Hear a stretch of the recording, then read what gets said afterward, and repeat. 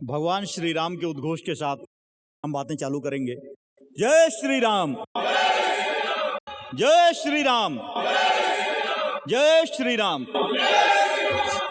हमारे साथ कई संत उपस्थित हैं, उनको मैं प्रणाम करता हूं।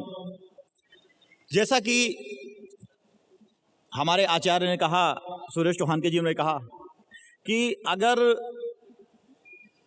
आम जनता में बयार बह निकली है हिंदुत्व की और एक प्रशासनिक अफसर, हर क्षेत्र से जुड़े हुए लोग को ये बयार छू रही है, तो ये परिवर्तन का आसार है, दिख रहा है। जैसे बादल आते हैं फिर पानी बरसता है, तो बादल दिख रहे हैं।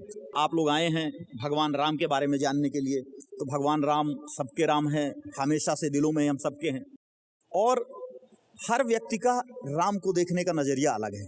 आपने देखा होगा, मैं आज राम के प्रेम पर बोलूँगा कि भगवान राम का प्रेम कैसा है और प्रेम कैसा होना चाहिए। और आज हम एक अंग्रेजी का वर्ड लव है, उसको प्रेम कहते हैं। तो प्रेम क्या होता है, कैसा होता है। अरण्य कांड का सीन है, विषय है। जब प्रभु श्री राम पृथ्वी पर अवतरित हुए तो सारे लोगों में ये चर्चा हुई कि परमपिता परमेश्वर खुद मनुष्य का रूप लेकर आए हुए हैं। सारे ऋषि मुनि देवता उनको देखने आते रहे। भगवान शंकर खुद पार्वती से उनकी कथा कहते हैं। ऐसे में इंद्र के पुत्र ने भी स्वर्ग में ये चर्चा सुनी कि प्रभु श्री राम के रूप में भगवान आए हुए हैं। तो उन्होंने कहा चलते हैं, देखते हैं। तो इंद्र का पुत्र जयंत कौवे का रूप बनाकर भगवान को देखने गया। उस समय भगवान श्री राम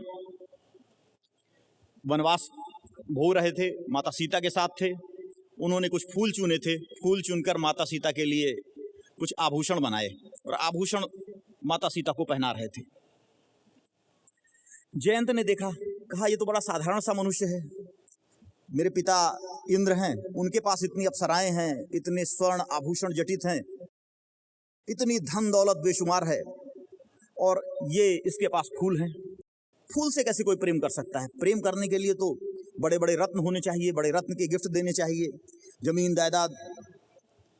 प्रेम को समझना आज के जीवन में भी बड़ा मुश्किल है, और जयंत जैसे लोगों के लिए भी बड़ा मुश्किल था, जो इस बात को नहीं समझ सके कि प्रेम वो भावना है जिसमें व्यक्ति अपने आप को समर्पित कर देता है, जो सभी भावनाओं से ऊपर की भावना है, जिसमें धन, ऐश्वर्य, पद ये कोई महत्व नहीं रखते।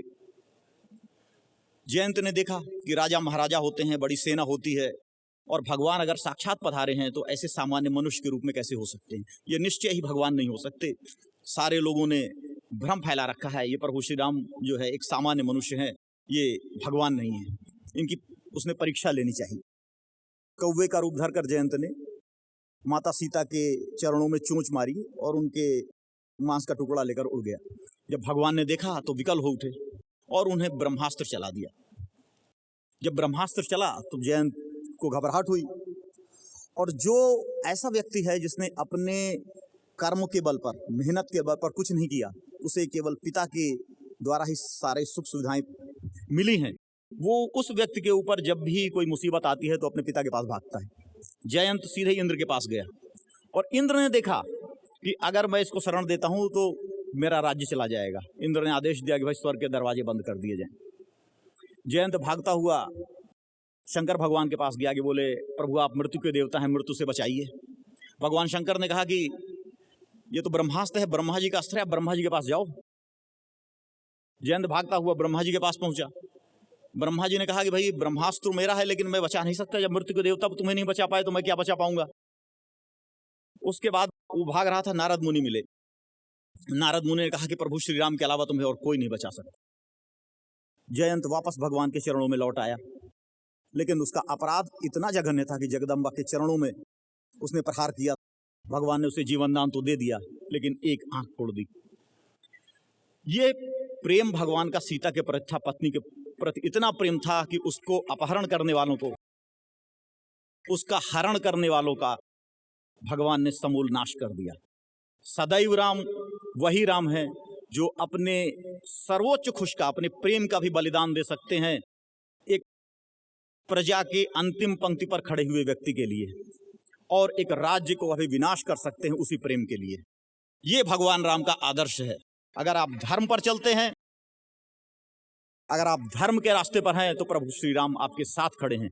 अगर आप धर्म के विरोध में हैं तो प्रभु श्री राम आपके लिए तलवार लेकर खड़े हैं। धर्म के साथ है, यतो धर्मस्ततो जयः, जहां धर्म है वहीं विजय है।